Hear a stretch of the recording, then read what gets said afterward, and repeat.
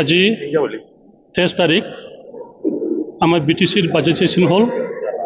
এই বাজেট সেশনত মই এটা ডিমান্ড কৰিছোঁ আৰু অনুৰোধ কৰিছোঁ, যেহেতু 1987 এপছু আন্দোলনৰ আমাৰ মাজত এপছু আৰু পিটিচিৰ মাজত এটা ডাঙাবাজি হৈছিলে, গণ্ডগোল হৈছিলে।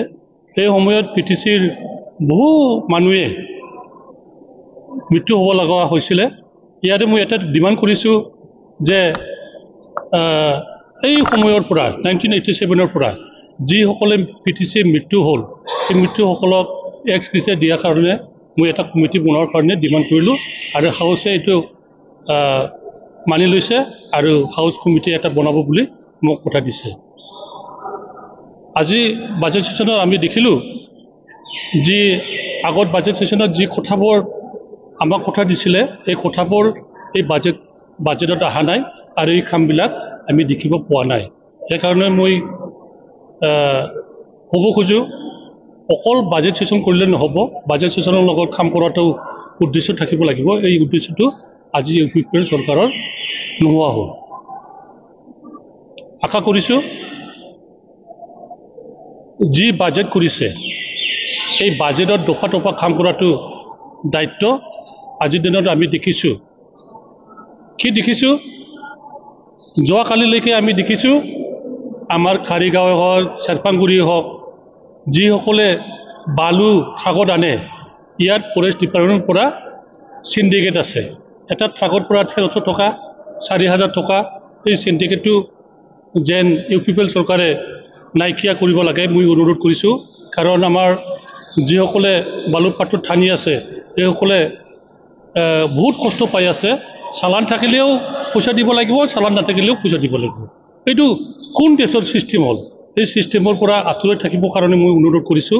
বিশেষকৈ মই ফৰেষ্ট CMক মই অনুৰোধ কৰিছোঁ যেন এই ছিষ্টেমত এই কি কয় এইটো মাফিয়া ছিষ্টেমটো যেন আমাৰ BTC অঞ্চলত নাথাকে, মই সেইটোৱে অনুৰোধ কৰিছোঁ। মাফিয়া ছিষ্টেম বা গুণ্ডা টেক্স বৃদ্ধি পাইছে নেকি?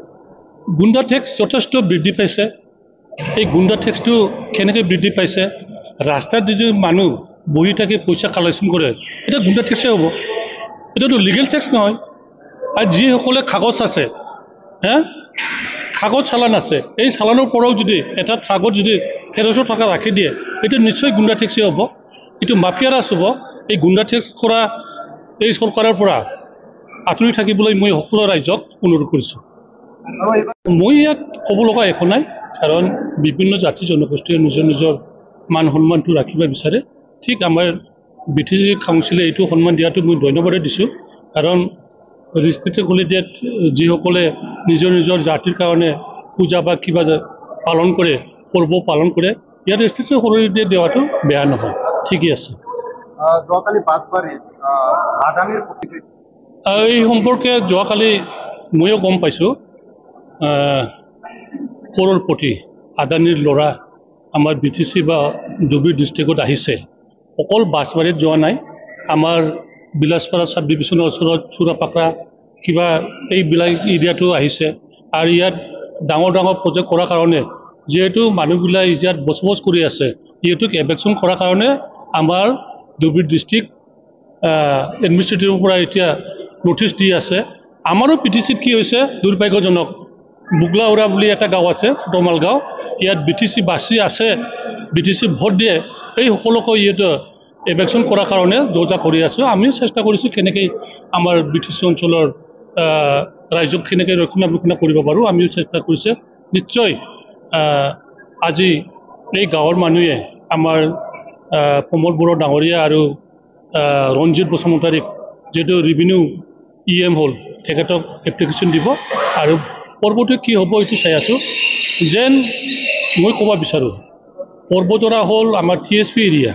এই TSP এৰিয়াত যেন আমাৰ মাটিবিলাকক চৰকাৰক নিদিয়ে আৰু ব্যক্তিগত খণ্ডক প্ৰজেক্ট কৰিবৰ কাৰণে নিদিয়ে, সেইখিনি মই সকলোকে অনুৰোধ কৰিছোঁ। চাবাই।